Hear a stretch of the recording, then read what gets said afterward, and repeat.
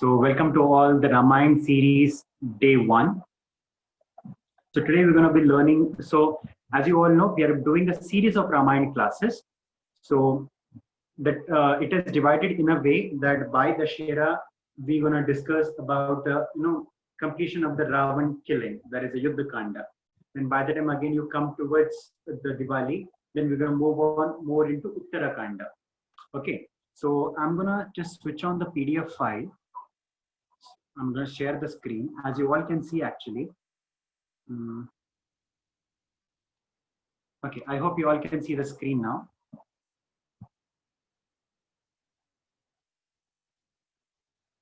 Great.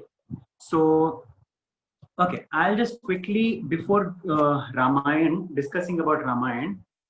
So we'll be just discussing first about, the background. I mean, many people keep asking me that Muslims have a Holy Quran and Christians have a Bible. So what exactly the Sanatanis or the Hindus have in background? So answer is that whenever anyone asks you, okay, if you're a Muslim and if someone asks what's your holy book, then you say Quran. And if someone comes and asks if you're a Christian, then you should say Bible. But when someone comes and asks you as a Sanatani, what's your holy book?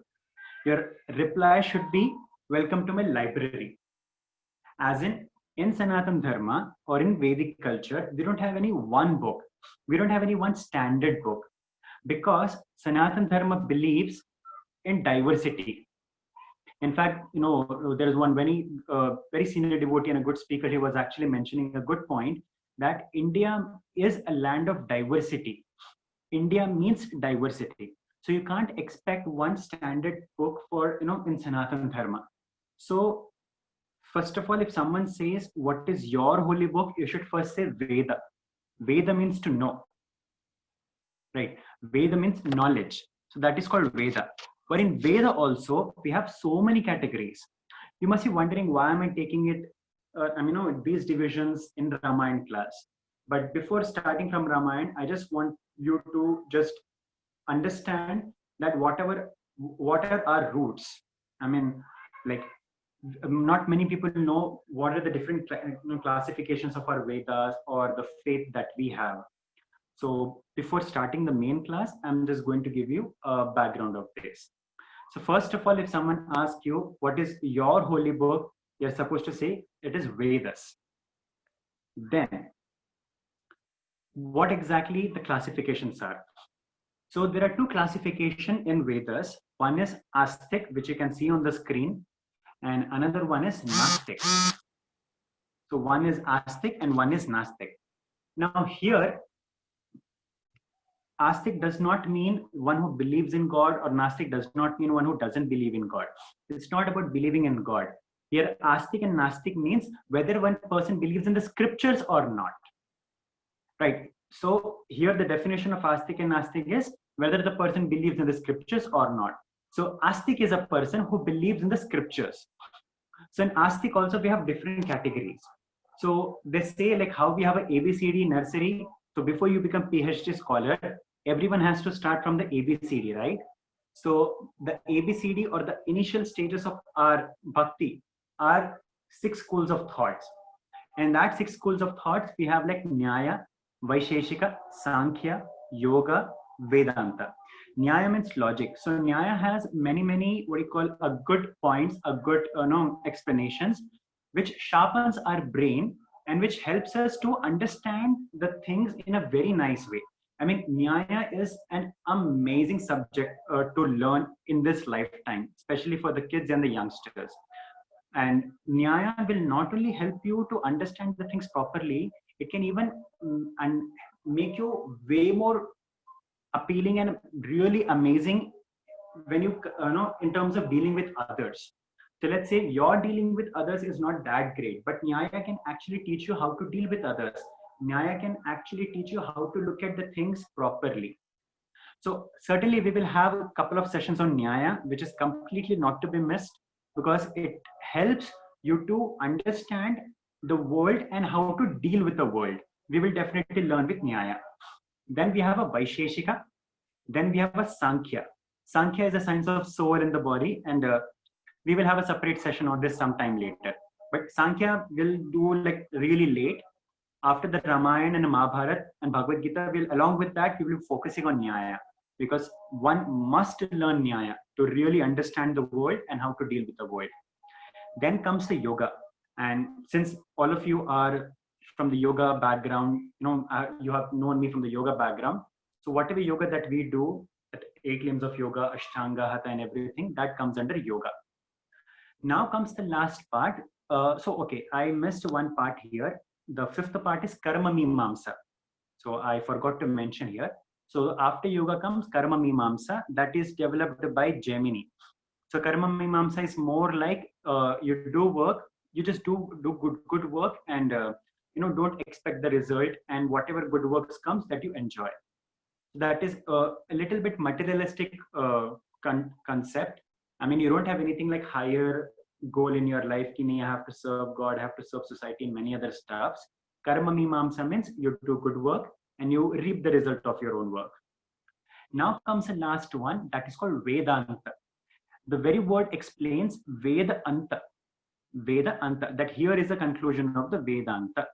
So, as I said, the very basics of the philosophy or any spiritual path goes from Nyaya, Vaisheshika, Sankhya, Yoga, Karma Mimamsa, and then Vedanta. And Vedanta is a conclusion of all the philosophical studies. Now, in Vedanta also, we have 2 categories. So one is Advaita, another is Dvaita. Advaita means one who considers that, that there is like Dvaita means that there is a super soul, God, and we as a soul, and we accompany each other in the spiritual realm. So in a simple words, that is the explanation, Dvaita. Advaita means that you become one with God, or you become God. Something these are you become one with the God is the Advaita philosophy. If you see the Shankaracharyas and all, even the current Shankara Sampradaya and all, they follow the Advaita philosophy.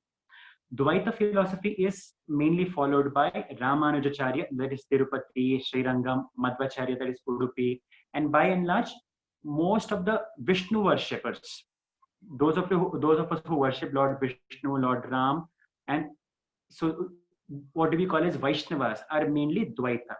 Those who consider that God is a separate identity, I am a separate identity, and we accompany each other and we serve God in the spiritual realm. Now comes Achinta Beda Abeda.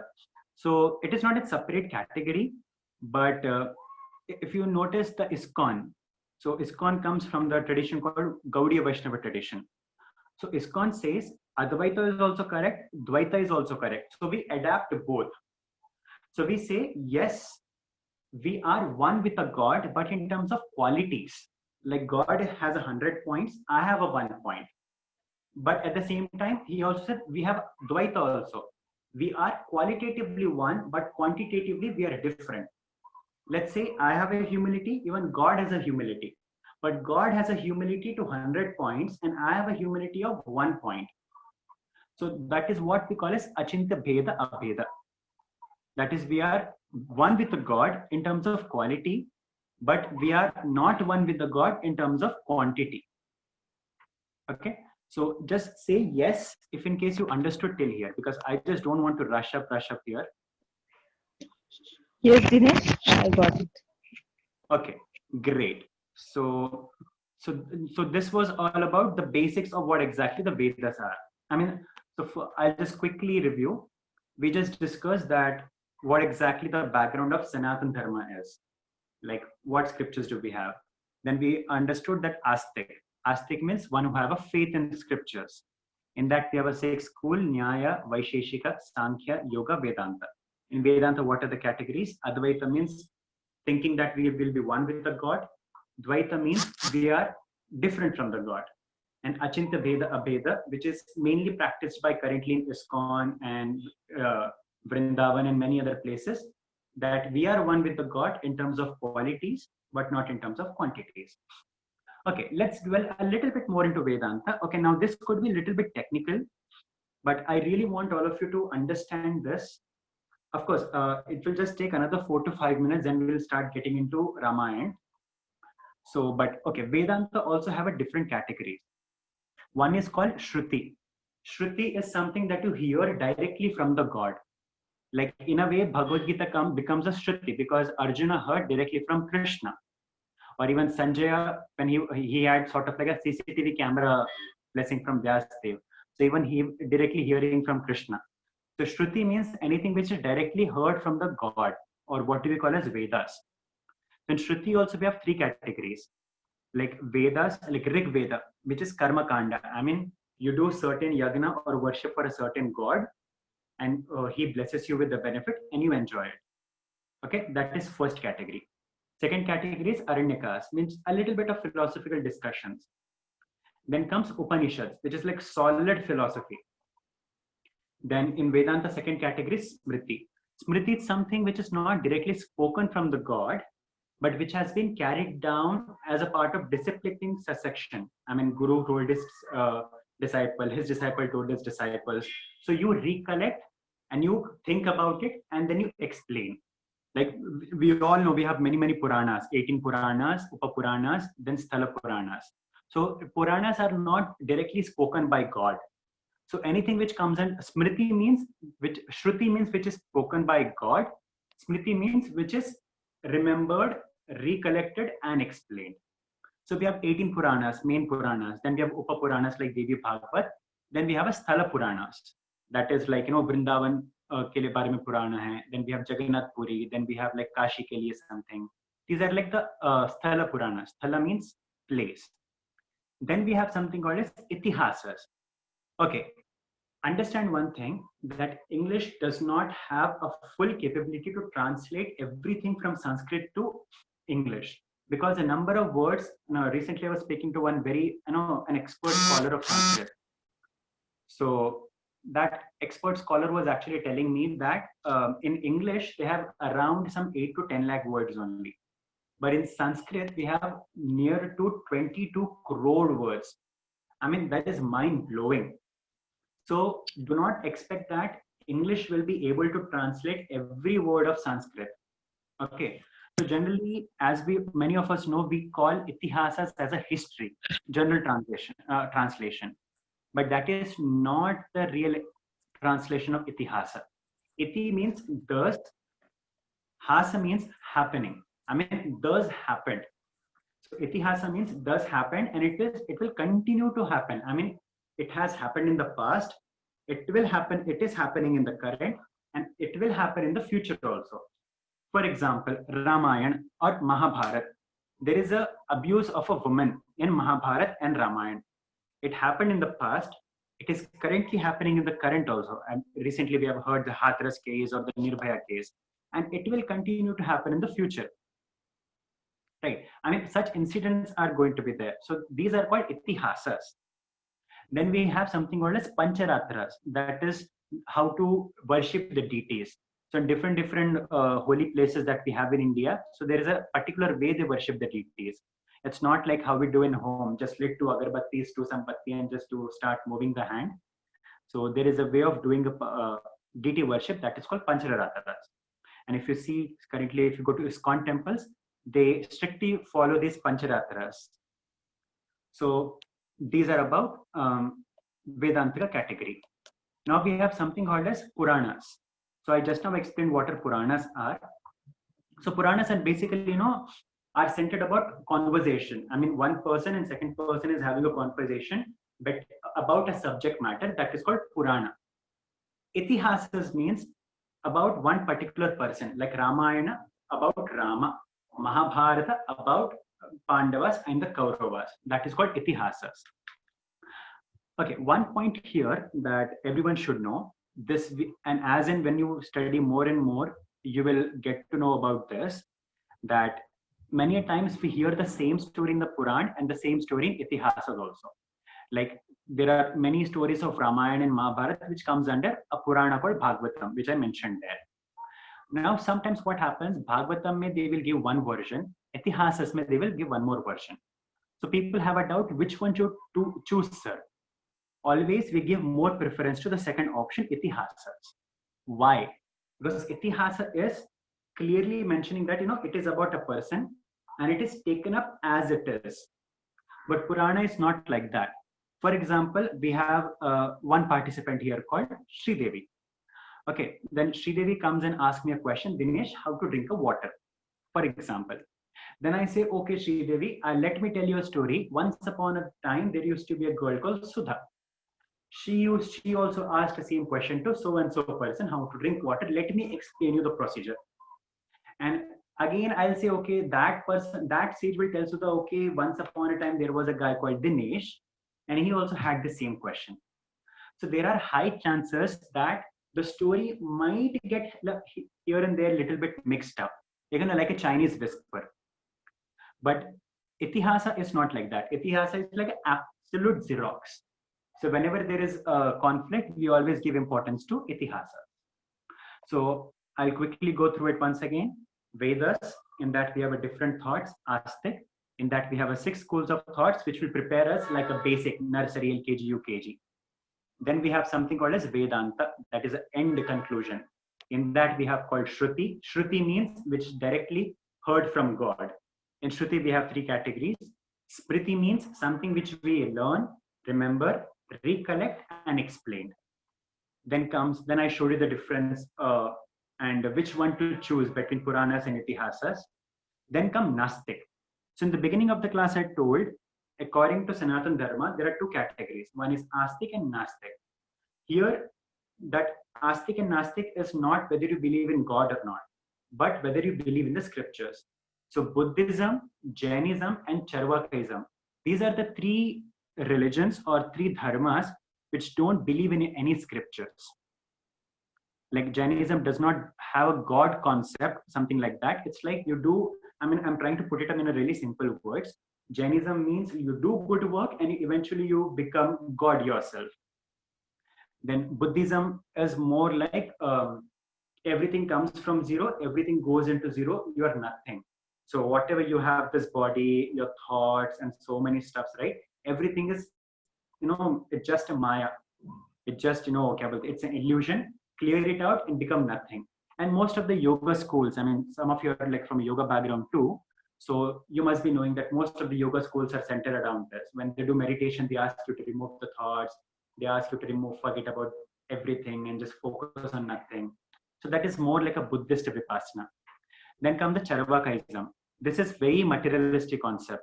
Work hard, party hard type. Okay, so as I explained, this is a little bit background that whenever someone asks you, sir, someone asks you as a Sanatani or as a Hindu, what is your holy scripture? Then you should be able to tell this. If you want, you can. I can give you this classification, the screenshot, and I can send you this file also. Okay, now comes to the main class, that is a Ramayana. So welcome to the day 1, guys. So in Ramayana, we have Ramayana is divided into 7 parts. One is Balakanda, then Ayodhya Kanda, then Aranya Kanda, Kishkinda Kanda, Sundar Kanda, Yuddha Kanda. 7th one is supposed to be Uttara Kanda. Okay, there's some mistake in the PDF. 7th one is supposed to be Uttara Kanda. In many schools or in many temples currently also, people don't read the 7th one, Uttara Kanda. I'll correct the word later on while giving you the PDF. People don't read about Uttara Kanda, or some people even believe that Uttara Kanda is not a part of Ramayana.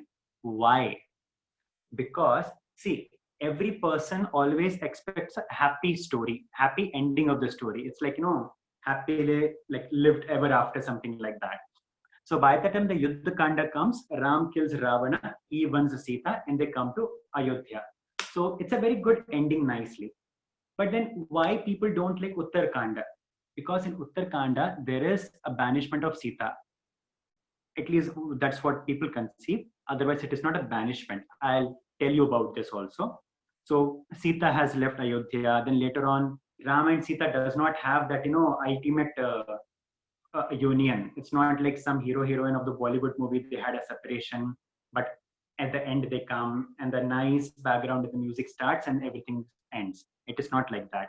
Even at the end of the Ramayana also, Sita, Mother Sita, she goes into the womb of Mother Earth, and Ram and Sita, they get separated, at least for this world time. So that is the reason why many people don't like to read, or people don't like to consider this as a part of Ramayana, because it does not have a happy ending. But otherwise, we have a 7 categories: Bala, Ayodhya, Aranya, Kishkinda, Sundara, Yuddha, and Aranya. Now, before moving on with the Ramayana, let me tell you about some myths of Ramayana that people have. The first myth is Agni Pariksha. So many people think that Ram asked Sita to do Agni Pariksha to check her purity, whether she was untouched by anyone in the Lanka. No, that is not the reality of Agni Pariksha. We will definitely learn about this Agni Pariksha a little later. But Agni Pariksha was not like a male dominance over a female, which many, especially in the current India, be it left wing or the right wing, they have this very bad misconception that Agni Pariksha is nothing but the male dominance over the female.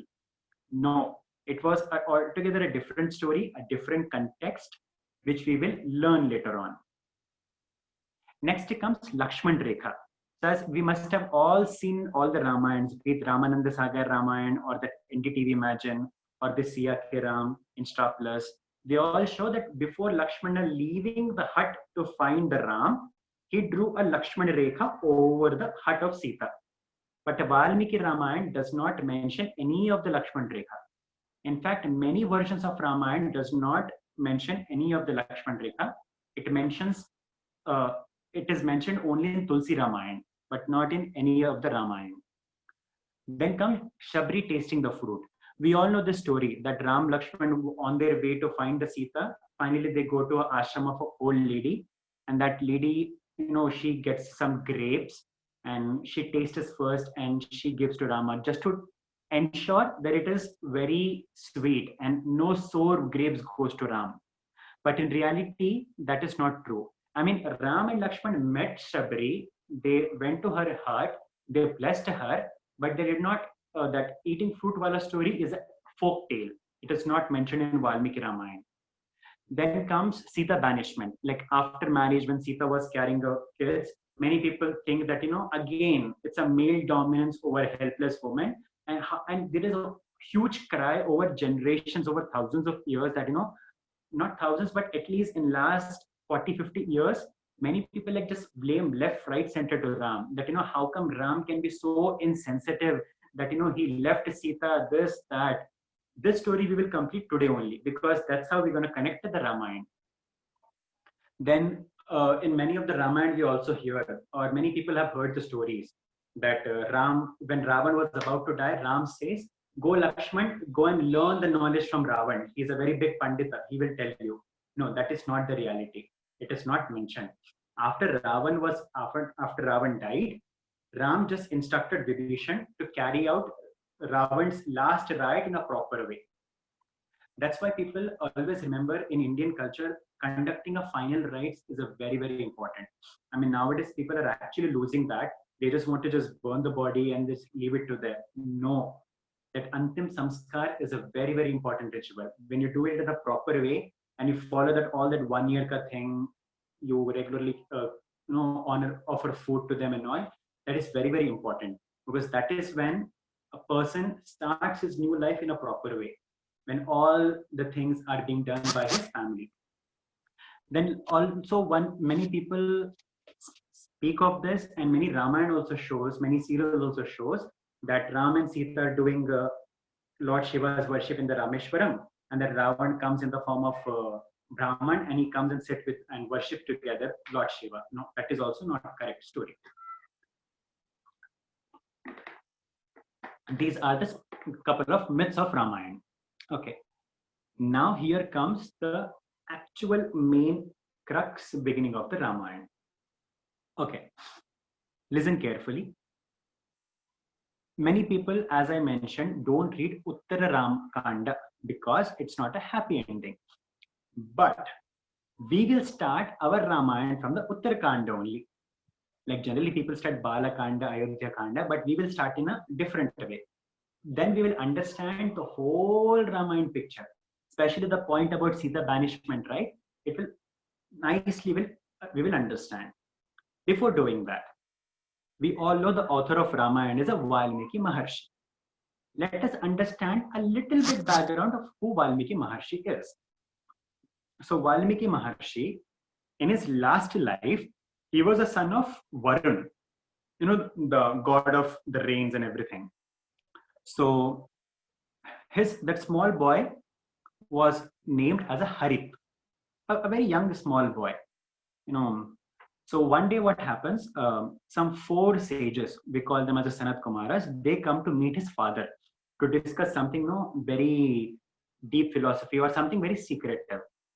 So this boy, how kids are. They are never stable. They always keep shouting here and there. So this boy, he goes and disturbs the conversation between his father and those four sages. And those four sages, they curse him, saying that you will be a hunter in your next life. So in the next life, that Valmiki becomes a guy called Ratnakar as a hunter. While hunting in the jungles, right, he comes in company of dacoits, and that's how he becomes a dacoit also. So now his name is Ratnakar. He has become dacoit and hunter.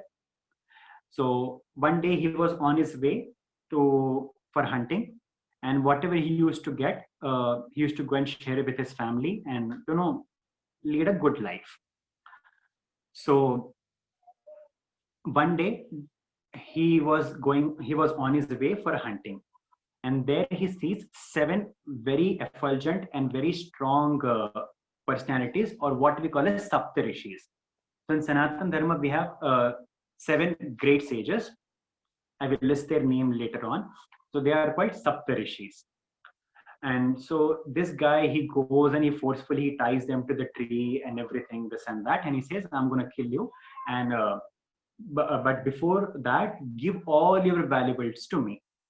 So the sadhu says, see, we are a bhikshuks, we are rishis, we have nothing with us. The maximum valuable that we have with us is a kamandal, like the small mug they carry. I mean, like we all have seen in Ramayana and Mahabharata serials. So this is the maximum that we have. But we have one question. So he says, ask me. So he says that you take everything, you be assured that we will not go from here. You tie us here, but first get assured that whatever you are doing with us, that that you are planning to kill us and everything, right? But just remember or be assured that whatever sins you are going to do is shared by your family, because all this hunting, killing that you are doing is to fulfill your family's needs, right? So he says, yes, obviously, I am doing all this for my family. So definitely my family will also share the sin that I'm incurring of this. So that Saptarishi says, first be assured that your family is ready to share the sin of this. So this creates a doubt whether my family will be ready or not. So Saptarishi says, okay, be assured. You will not go anywhere from here. You first go and confirm with your family. So this guy, out of curiosity, goes to his family, asks his wife, children, say, I do all this hunting, dacoit, killing to fulfill all your needs, to fill your belly, whatever it is. But one Rishi said, that 7 Rishis said that I'm incurring a lot of sin. So since I'm doing it for you people, are you ready to do all this? Are you ready to partake in that sins? Family clearly lifts up the hand, says, Bhaiya, we don't have any interest in sharing your sins. Whatever you do, that is your sin. Humko usko lena dena nahi hai. This touches that hunter so hard that years together I've been doing all this killing, looting and everything for the family. And the very family has denounced me, saying that, they don't want to partake in the sins that I'm getting. So disappointed, he goes to the rishis and he speaks, he tells his family, Ke, sir, aisa aisa hua hai mere saath. So they say, it's okay. Now you take up to the part of spirituality. Now he says, so they gave him some mantras to chant. Dekho, you chant this mantra, then you will actually start getting into, the good life.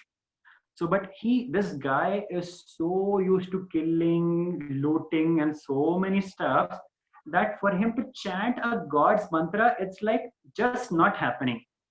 I mean, like just not happening. Like, there are a couple of countries like Czechoslovakia. I'm like, not everyone can actually pronounce that word, right? There are many, many more tricky words.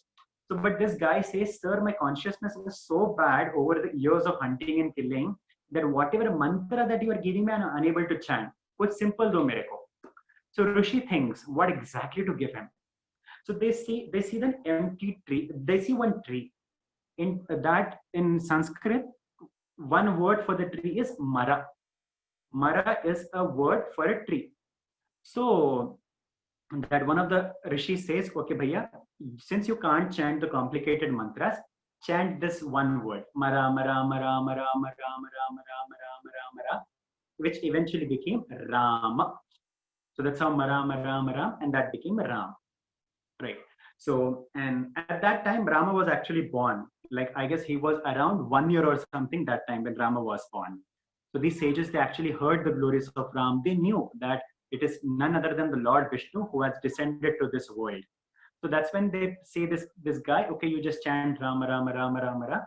And Valmiki Maharshi, for many years, he sits and sits and sits and sits and practices a lot, to such an extent that the whole anthill, covers his body. The whole anthill covers his body. And finally, Lord Brahma, he becomes pleases with tapasya and he blesses, and the anthill breaks and everything. Okay. So here one point is that, anthill is considered as an ear to Mother Earth. I mean, this is the concept in Sanatana Dharma, that anthill is nothing but the ear to the Mother Earth. And so in this way, like his ear to Mother Earth, and this way, Valmiki sort of becomes that, a part of Mother Earth, that is like a son of Mother Earth. Right. So over the years, Valmiki was doing a lot of practice, and in such a way that he didn't even realize that the ants have made a big hill over his body, which is considered as an ear to the Mother Earth. And he as a part of Mother Earth, and he is considered as a son of Mother Earth. Okay, now hold on to this point. Now I will connect this point to the Sita's banishment. I mean, the so-called banishment in the ending of the Ramayana. A very beautiful explanation. So once upon a time, like, we are studying about the Sita's banishment. So once upon a time, when Ram killed Ravana, they came back to Ayodhya, and 1 year passed by, 2 years passed by, and everything is happily going on. So one day what happens, there is a new museum built in Ayodhya. मतलब जितना भी राम का बचपन से लेके आज तक का स्टोरी है, Ram and Sita ka, they are building a museum and they are making up paintings of everything. So after the museum was ready, Ram, Sita, they go for the inauguration the first time to see the museum.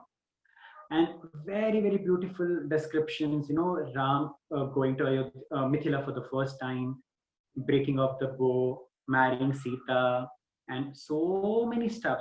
Like how the story goes, like how they came back to Ayodhya, then Kaikeyi asked them to go for a vanvas and everything. So while seeing each and every picture, there was one picture where Sita was so stuck to it. How? So, I mean, now what exactly the picture is about? So that picture is about an ashram. Like during the vanvas, they were staying in someone's ashram, Valmiki's ashram.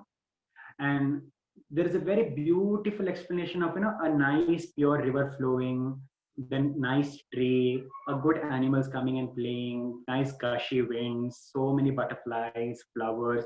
I mean, it's absolutely the peak of the nature, the beauty of nature.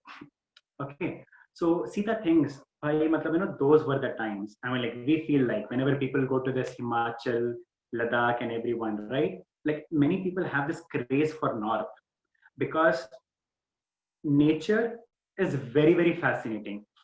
Now, we all have experienced this, that doesn't matter how much we love, and we can't even stay in nature. That's a different story. But we all want to go to Ladakh. We all want to go to Goa. Okay, going Goa to exotic, a different reason. But basically, whatever these traditional places we go, we never forget this, and we love to go there again and again. Similarly, Sita, while looking at the picture, she thinks, okay, those were the really good times. And then when Rama comes and he sees, where is Sita? Then he says, Sita is still that painting only. So Ram goes and asks Sita, hey Sita, why did you stand here only? Let us complete the whole museum. So Sita says, Ram, do you remember we used to stay in the Valmiki ashram in one of the 14 years? You know how good that was, such an amazing, pleasant weather.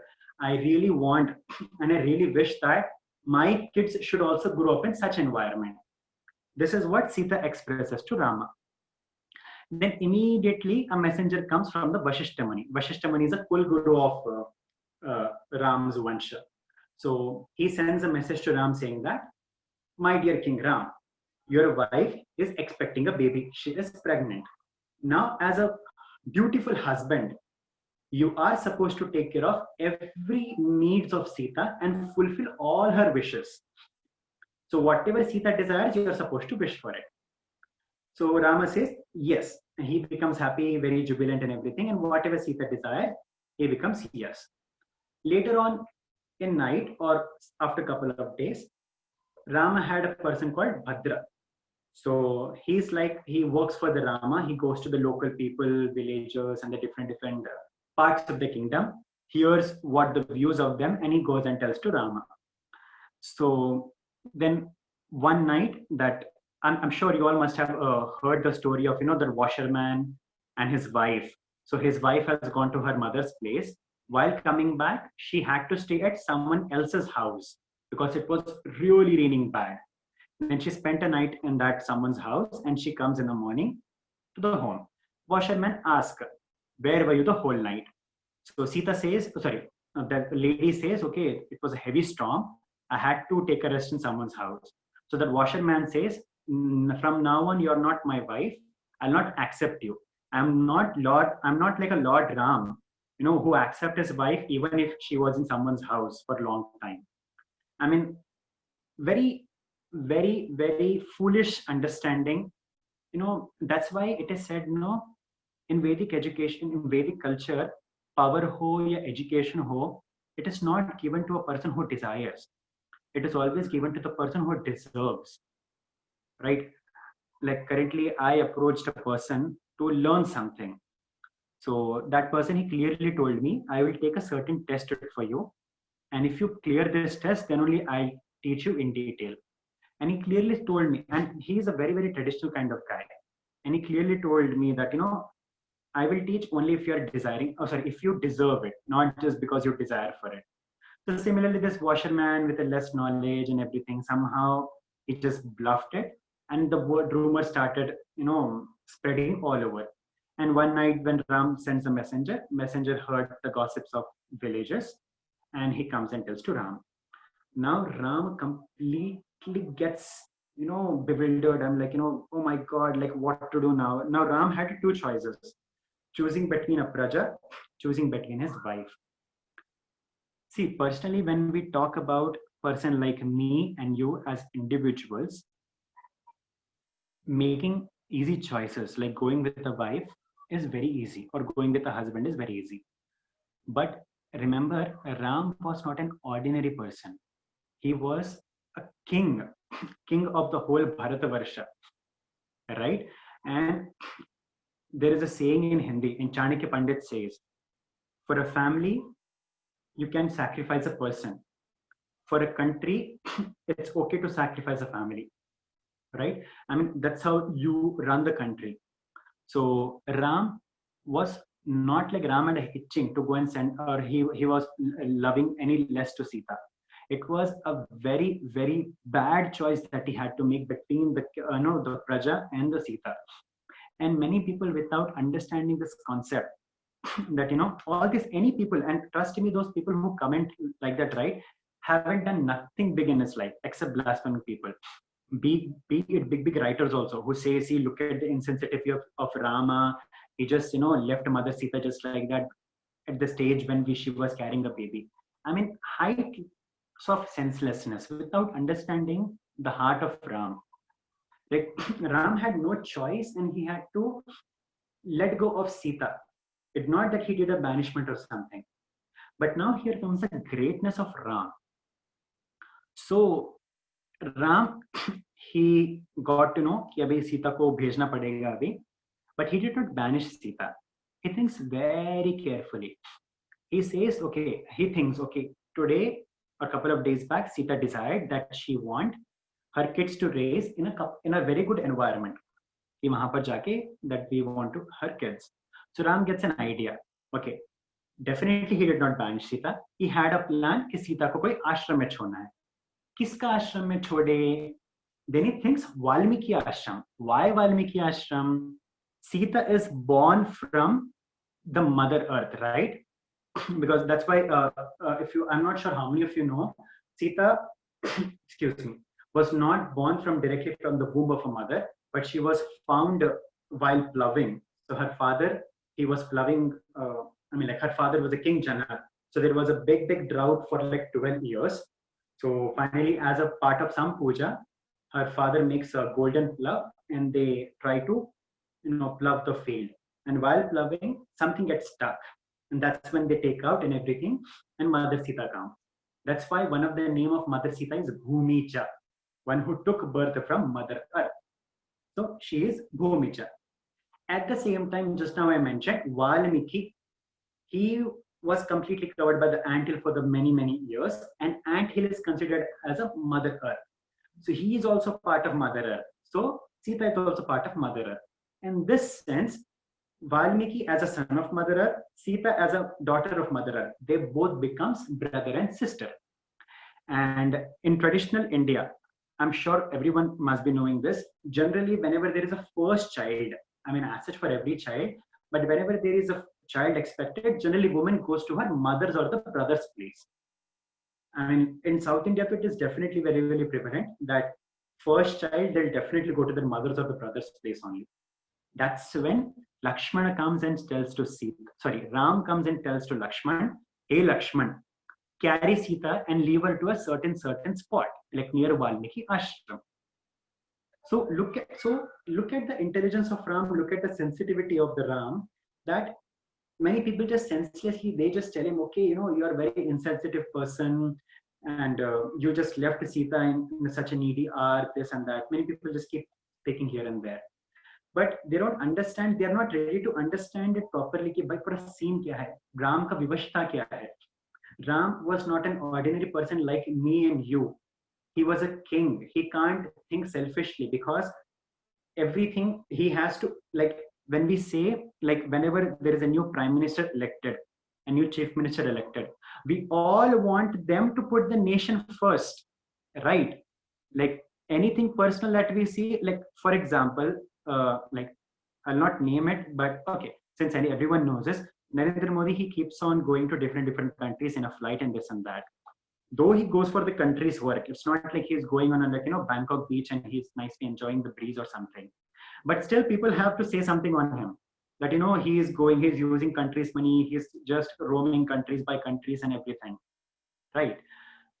So we all expect our leader to put the nation first in front of his family.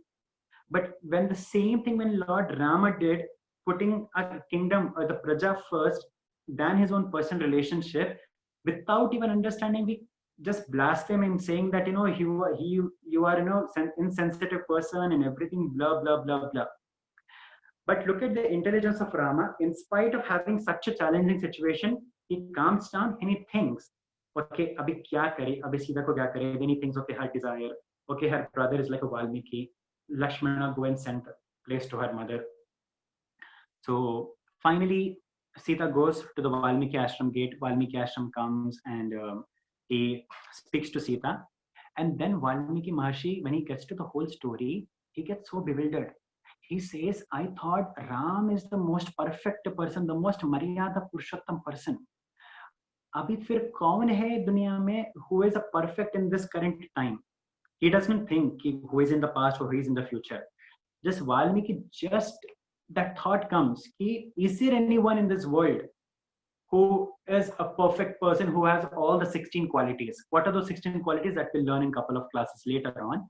But there are a couple of qualities like dhairyam, gratefulness, shauryam.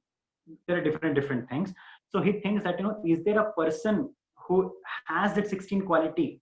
I thought Rama is there, but after leaving Sita, now I doubt that also. So thinking, he goes to one day for a Sandhya Vandanam. Brahmanas do that. They go to nearby river, they take a dip and they chant certain mantras. So while he was going to river, there he sees two Krauncha Pakshi. Krauncha, I don't know what exactly they call in English as of now. There are male and a female bird sitting on a tree. Suddenly there the hunter comes and he kills the female. And the male bird also dies in separation of a female. So now here comes three backgrounds. One is he's very much confused about, is there any perfect person existing in this world who has all the 16 qualities? Secondly, when he goes to the river, he sees a very, very soothing nature. So that soothes his mind. Third, he sees a hunter coming and killing the female bird and the male bird dying out of separation. So Valmiki is so confused. Arey Baba, like it's not a happy state, it's not a sad state, it's not a confused state. Mix of emotions, mix of emotions. Finally, he takes a dip, and while going back, he's so confused. There comes the Narada Muni. Narada means one who gives the knowledge.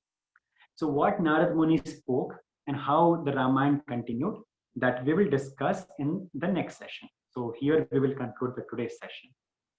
So thank you.